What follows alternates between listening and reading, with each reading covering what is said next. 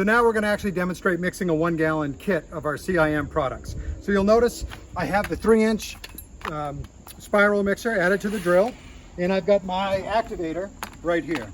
So I've already taken the lid off of my Premix pail, and I'm taking my activator and opening up my activator. It's important to know is once you open these activators, you have to use them. You don't want to open them and close them.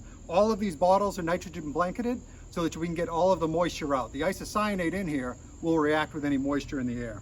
So now we're going to start to mix. So first I'm going to start mixing the pail and create a little bit of a vortex. And then I'm slowly going to add our activator.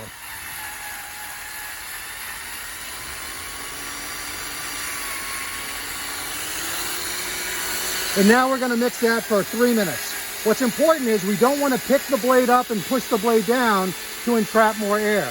We just want to create a vortex like I'm showing you here and move it around the can slightly to ensure that the activator is mixing in with the premix. And we're going to continue to do this for 3 minutes.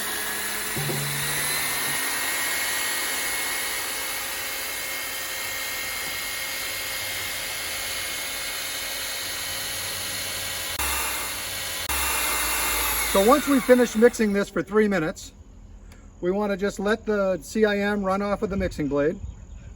And then generally it's a good idea to spin off that mixing blade into an empty 5 gallon pail that you have sitting here. So we'll just spin that off. And now we're ready to use the CIM product.